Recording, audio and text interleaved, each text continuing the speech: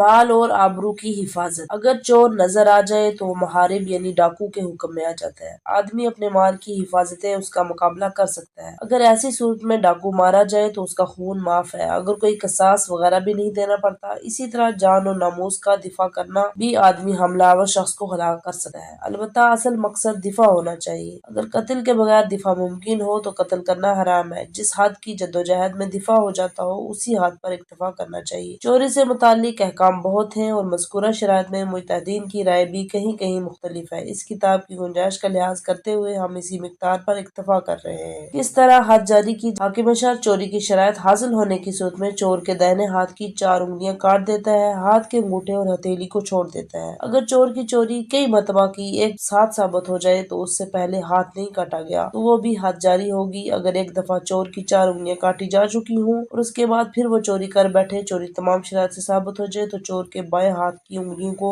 آدھا سمیت، اور چوری تمام شرائط سے ثابت ہو جائے تو چور کے بائیں قدم کو انگلیوں سمیت آدھا کاٹ دیا جاتا ہے، باقی آدھا ایڑی والا قدم کا حصہ پیدل چلنے کے لیے چھوڑ دیا جاتا ہے۔ اگر چور تیسری مرتبہ چوری اور اس کی چوری ثابت ہو جائے تو اسے عمر قید کی سزا دی جاتی ہے۔ اگر قید خانے میں بھی وہ چوری کر بیٹھے تو وہ قتل کر دیا جاتا ہے۔ جس ہاتھ کو دعا اور بندگی خدا کے اظہار میں اٹھانا چاہیے، جس ہاتھ کو بندگان خدا کی مشکلات دور کرنے کے لیے بڑھانا چاہیے، یتیم اور بے قصور کی مدد کے لیے حرکت کرنی چاہیے، دشمنان دین پر حملے کے لیے اٹھانا چاہیے، اگر وہ مسلمان بھائیوں کا مال چرانے کے لیے بڑھے، اتنی ساری شرائط کے باوجود ثابت ہو جائے گا تو اس کو کاٹ دینے کے سوا کوئی چارہ نہیں رہتا۔ اس طرح معاشرے کو تحفظ حاصل ہو جاتا ہے۔ دیہ اگر بغیر کسی جرم کے کاٹ دیا جائے تو 500 مسکال سونا ہاتھ کاٹنے والے سے لے کر اس کو دیا جاتا ہے جس کا ہاتھ کٹا ہے، جبکہ 1/4 مسکال سونا چوری کرنے والے کا ہاتھ کاٹ دیا جاتا ہے۔ یہاں سے معلوم ہوتا ہے کہ دوسرے کے مال کو امانت نہ سمجھنے والا، اس میں خیانت کر بیٹھنے والا شخص خدا تعالیٰ کی نظر میں بغیر کسی جرم کے دوسرے کا ہاتھ کاٹ دینے والے شخص سے کئی گنا زیادہ ذلیل و گناہگار ہے۔ یہاں سے امانت کی اہمیت معلوم ہوتی ہے۔ ناپ تول میں کمی کرنا گناہ کبیرہ میں سے 24واں گناہ جس سے کبیرہ ہونے کی صراحت موجود ہے۔ ناپ تول میں کمی کرنا ہے، اس کا حرام ہونا قرآن مجید، احادیث، اجماع اور عقل سے ثابت ہے۔ اعمش کی روایت میں امام جعفر صادق علیہ السلام اور فضل بن شازان کی روایت میں امام علی رضا علیہ السلام نے اسے بھی گناہ کبیرہ کی فہرست میں شامل فرمایا ہے، یعنی ناپ تول میں کم کرنا بھی گناہ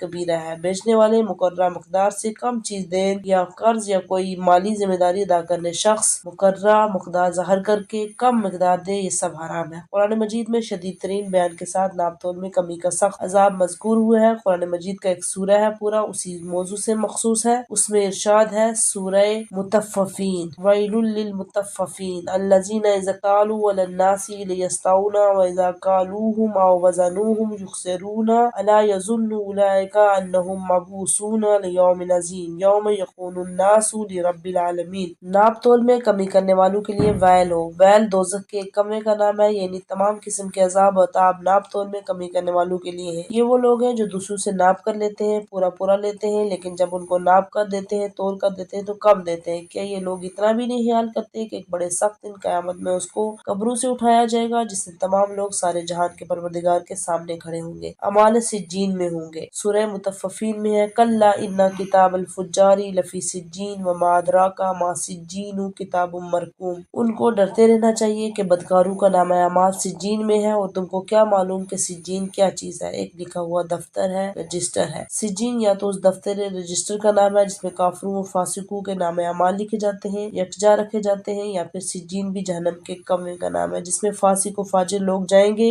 ایسی صورت میں ان آیتوں کا ترجمہ یوں ہوگا کہ ان لوگوں کو ڈرتے رہنا چاہیے، بدکاروں کے لیے سجین میں جانا لکھا ہے، اور تم کو کیا معلوم کہ سجین کیا ہے؟ اس کے بارے میں تو لکھا جا چکا ہے اور فیصلہ ہو چکا ہے، وہ تبدیل نہیں ہوگا۔ حضرت شعیب علیہ السلام نے اپنی قوم کو کچھ جو ہدایت فرمائی تھی، سورہ ہود آیت نمبر 24 اور 25، اور ناپ تول میں کمی نہ کیا کرو، میں تو تم کو آسودگی میں دکھا رہا ہوں، پھر گھٹانے کی کیا ضرورت ہے؟ اور میں تم پر اس دن کے عذاب سے ڈرتا ہوں جو دن سب گھیر لے گا، اور اسے اپنی قوم پیمانہ اور ترازو انصاف کے ساتھ پورے رکھا کرو، اور لوگوں کو ان کی چیزیں کم نہ دیا کرو، روئے زمین میں فساد پھیلاتے نہ پھرو۔ ظاہر ہے کہ کم ناپنے تولنے کی وجہ سے معاشرے کا نظام فاسد و خراب ہو جاتا ہے۔ ناپ تول میں کمی کرنے والا مومن نہیں ہوتا۔ آیت قرآنی سے استفادہ ہوتا ہے، کم ناپنے تولنے والا آخرت اور روز جزا پر ایمان نہیں رکھتا۔ اگر وہ قیامت کا ایمان اور یقین رکھتا ہو، بلکہ گمان بھی رکھتا ہو، تو اسے احساس ہوتا کہ جتنا مال اس نے بے ایمانی کر کے کم کر دیا ہے، اس کا قیامت کے دن حساب ہوگا، اس مال کا مطالبہ کیا جائے گا۔ اگر یہ احساس ہوتا تو وہ کبھی ایسی خیانت نہ کرتا۔ اگر ایمان ہو تو وہ خیال کرتا کہ اگرچہ وہ حقدار دکاندار کو غافل کر کے اسے مطلوبہ مال سے کم لے سکتا ہے، مگر رب العالمین تو حاضر و ناظر ہے۔ کہتے ہیں کہ ایک بت پرست قصائی ہمیشہ لوگوں کو تول اور وزن سے کچھ زیادہ ہی دیتا تھا۔ لوگوں نے اس کا سبب پوچھا تو اس نے اوپر کی طرف اشارہ کیا۔ لوگوں نے اوپر ایک بت رکھا دیکھا۔ قصائی نے کہا، میں اس کی خاطر زیادہ دے دیتا ہوں۔ ایک اور بت پرست دکاندار کا واقعہ ہے، جب بھی وہ وزن کرنا چاہتا تو تولنے سے پہلے وہ اپنے بت کو دیکھ لیتا تھا تاکہ کم نہ تولے۔ حضرت یوسف اور زلیخا ایک کمرے میں تنہا تھے تو زلیخا کمرے میں رکھے ہوئے بت پر اپنا مکھنا ڈال دیا۔ حضرت یوسف علیہ السلام نے فرمایا، آپ نے ایسا کیوں کیا؟ اس نے کہا، مجھے اس سے حیا آ رہی ہے۔ حضرت یوسف علیہ السلام نے کہا کہ آپ ایک ایسے بت سے حیا کر رہی ہیں جس میں کچھ شعور ہی نہیں ہے، جو انسان کے ہاتھوں کا بنا ہوا ہے، پس یوں کہوں کہ میں خدائے سمیع و بصیر سے حیا نہ کروں اور حاضر و ناظر ہے۔ یہ فرما کر وہ وہاں سے بھاگے اور گناہ میں آلودہ نہ ہوئے۔ کہنے کا مطلب یہ ہے کہ بت پرست لوگوں کو بھی بے شعور پتھر کے بتوں کے سامنے گناہ کرتے ہوئے شرم آتی ہے، لیکن افسوس مسلمانوں کو خدائے حاضر و ناظر سے شرم نہیں آتی۔ 5 گناہ اور 5 مصیبتیں۔ تفسیر محج الصادقین